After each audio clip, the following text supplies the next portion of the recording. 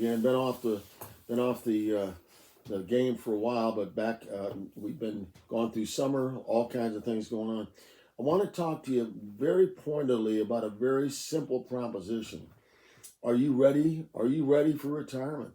Are you ready financially for retirement? Do you have enough money to last the rest of your life? Where's the money going to come from? Well, maybe you're a trust fund baby and you've got money coming for the rest of your life and you're not concerned. All right, that's a few people like that. Who knows? Maybe 5% of the people. Or maybe you have so much money in the bank that it can last you the rest of your life if you just took 4% a year out. Or maybe you're married to somebody that has so much money that you need not worry. Those are people in all those categories for sure. But what about the rest of us? What about the people who have to really think about where the money's going to come from? And let's say you're in good health, your spouse is in good health, you're turning 65, make believe, and you want to retire. Where's the money going to come from? Wishful thinking is not going to pay the bill. So where's it going to come from? Well, let's look at the possibilities. One, you've got Social Security, okay?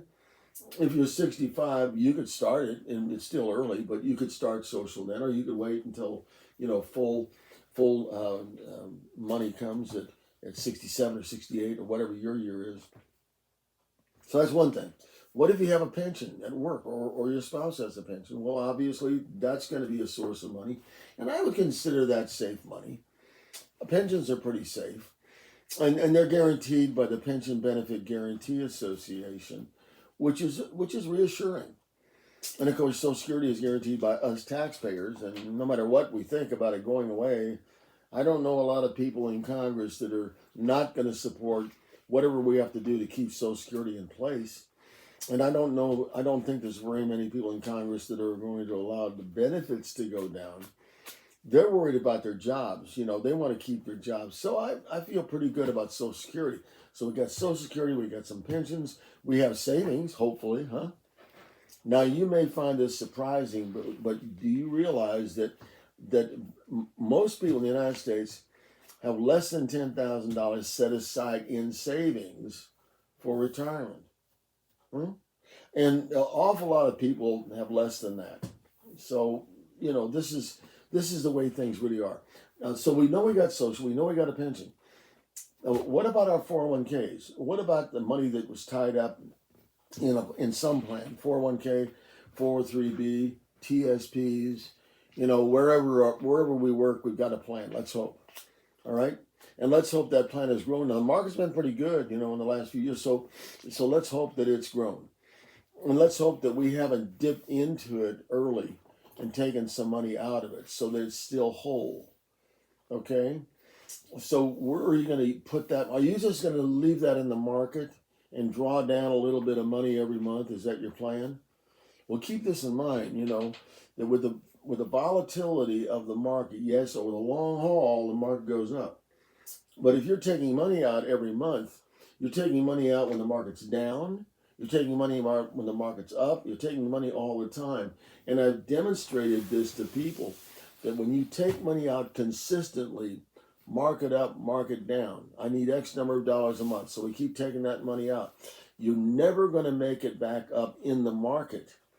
You're never going to make it back up. If you take $5,000 a month, $3,000, $2,000, whatever it is, and you take it continuously the same, and the market's going up and down, you'll never make up for that money in the account. The account will never be back where it was.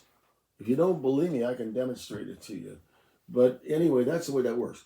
So you've got a balance that's going to change all the time. And ultimately, depending on how much money you have in the market, you could run out of money.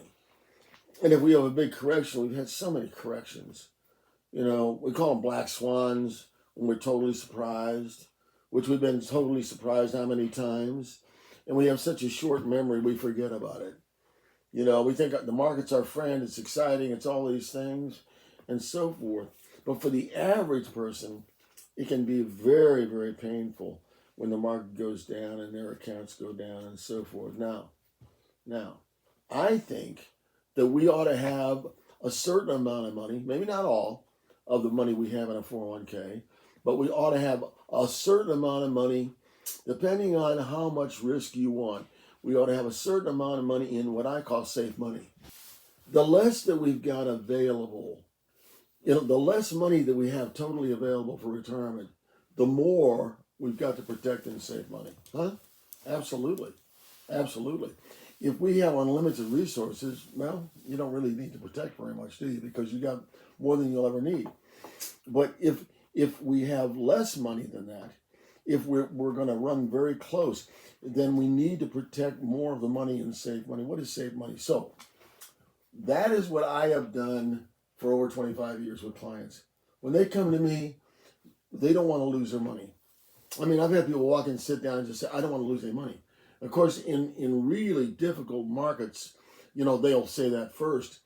And then when the market's doing better, they don't say that so much. But the market's going to turn again, and then they're going to be consoled. So here's the deal. The products that we have will give you lifetime. Lifetime means from now until you pass. And it means from now until your spouse passes. Okay, because lifetime income can be for both of you if you're married. So you start a program where you put the money in, we roll it over. Oftentimes there's bonuses. We've got products right now that give you 20% bonuses, 10% bonuses, and so forth and so on. I look at your age. How old are you? As an example, right now we can get about 7.5% for people at 65 years old. And as you get older, the older you are, when you're starting income, the greater the percentage. But don't let me mislead you. If you're 65, and you go into a program like this, that's when you should start the income. This is lifetime income. Meaning what? Meaning when you pass, your wife passes, spouse passes, there's no more of that. People don't inherit. Beneficiaries don't get this money. This is because a rider provides it for your lifetimes. So if you start the income when you start the program, you're going to get it this long. Say that's how long you're both going to be around, or you're going to be around. But if you wait, that's how much money you're going to get. It doesn't make sense to wait. You're giving up too much money. It's also one of the misunderstandings about Social Security. And I've shown people this over and over and over. The longer you wait, yes, they increase the amount you're going to get, but you've given up years of income.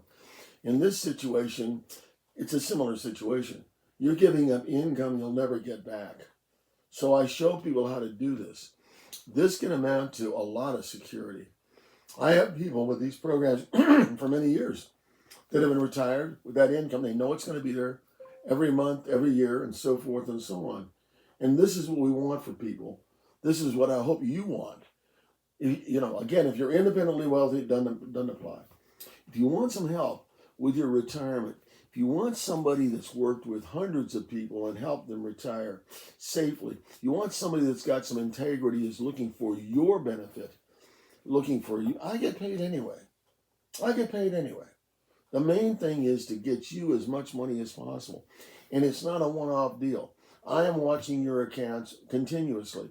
And if I see ways that you can increase your income and get more money, I'm going to tell you. That's not typical in our industry. It just isn't. But I've been doing this a very, very long time. So I know the ins and the outs and the possibilities and so forth and so on. So you want to work with somebody that really cares, that really wants to help you, has lots of experience. I'm your guy, okay? Mike Newmeyer.